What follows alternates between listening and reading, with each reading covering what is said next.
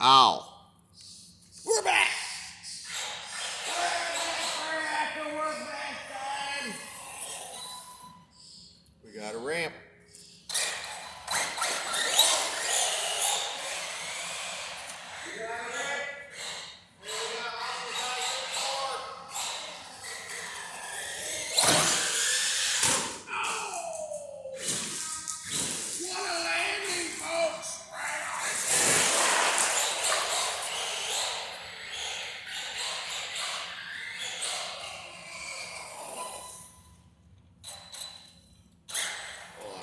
We're gonna make a line.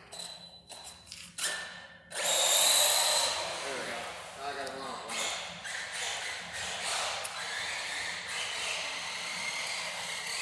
Oh, it's dicey. This floor is slippery, guys. Let's see if I can get it in the frame here. Not really. Calling let this crack in the car again.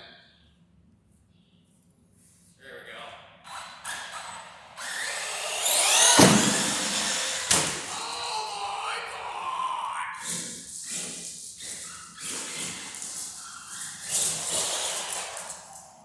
Just to give you guys a little bit of perspective. Like I do.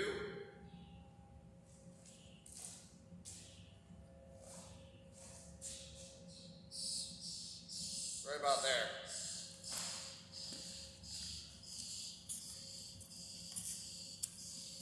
Not a big fan of these aftermarket hot racing shocks. Yeah, they don't leak, but they push.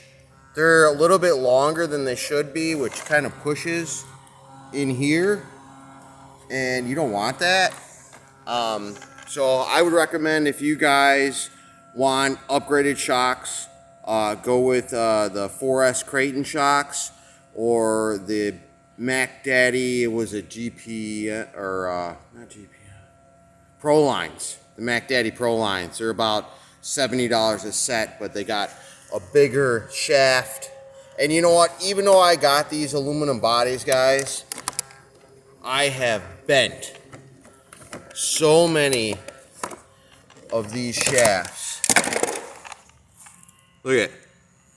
That was not looking too good right now. And I just keep straightening them back out and throwing them in. But yeah, I don't know if I can get in there to show you guys.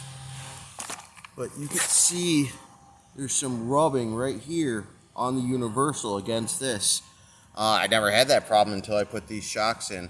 I noticed that Hardcore RC put a rubber stopper in there to shrink up the shock a little bit. Then you don't got as much travel. But you see that little extra there? I don't know if I need that little extra since this thing's bottomed out already. And that's looks like where it's bent. I also believe they sell a new upgrade where these things aren't glued on or pressed in. They're actually threaded on, which is so much better. ARRMA kind of cheaped out on that part, if you ask me. Jenny's Racing is a great place to get used parts from. I was able to buy an entire set of shocks and diffs, fully assembled. I think the shocks were 20-something, and the diffs were 20-something, which is a huge price difference. Now, yeah, I guess you're buying a used product, but does it really matter if it looks brand new and function as brand new?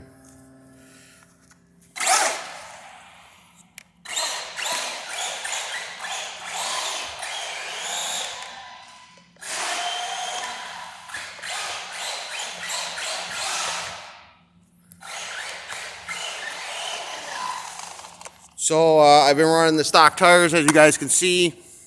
I've had it out twice. I haven't blown up anything yet.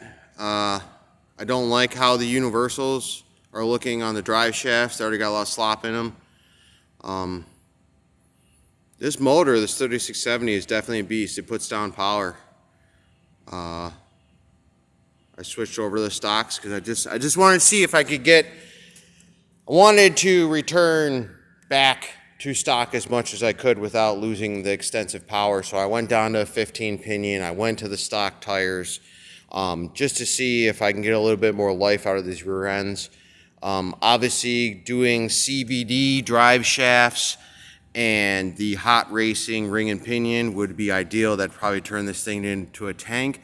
But you're talking about $64 in the front, $64 in the rear, and then whatever is for the drive. I could buy a whole nother truck almost for that much. And I got a whole stack of parts already. So I don't know. It's up to you guys, I guess, if you want to spend the money for the upgraded parts or just replace the plastic parts for $10 when they blow.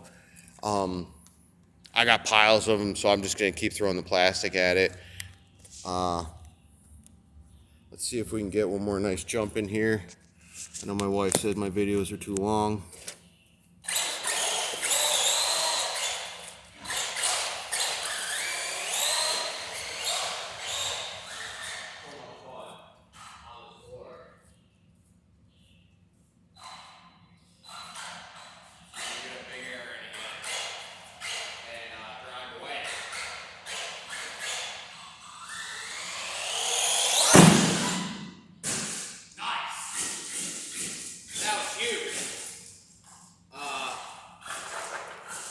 I don't get as much rotation,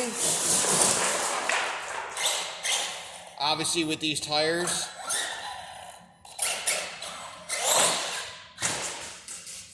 As you can see. It definitely does backflip with these lighter tires on it, the Ragnarok. But I like the Ragnarok. They do good on the pavement, they do good in the dirt, they're soft and grippy. Whereas the Pro lines are like hard and almost flush, which would be great for like a skate park, I would want to say, or the snow. But I'm gonna run these Ragnaroks for a little bit to see if I save some more diffs.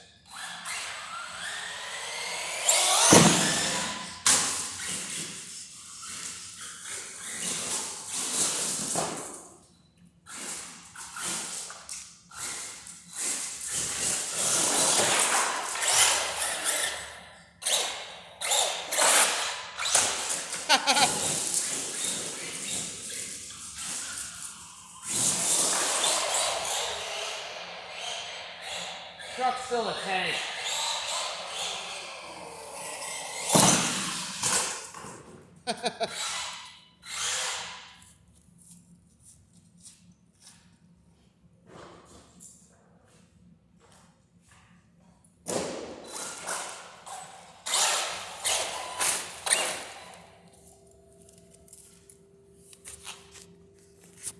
I did end up finding out that this BLX fan, this connector was just horribly loose. So I bent them over and made it. My temps have been staying below 150 with the 15 pinion and this monster fan. You guys can see the hard impacts pull things apart. I do have that bearing on the other side of the slipper clutch. You can kind of hear it because dirt gets in there, and I think then the bearings start actually it's spinning on the slipper clutch, and I think you can almost hear it a little bit. I went back to the stock bumper because I broke the other one, or the stock wheelie bar. I should have just left it on there because this one's way beefier. That's about it, guys. Total upgrades on it now are your hot racing servo saver, your hot racing steering, your hot racing ball ends, and your hot racing shock bodies. Hot racing fan, M2C motor mount and brace, 3670 hobby wing, 120 amp ESC.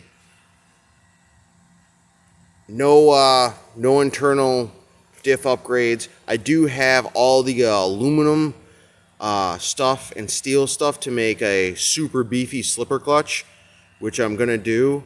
Man, I would love to rip a Creighton 4S because it's got a 2400 kV motor and it's on 4S. It's got huger wheels, longer suspension.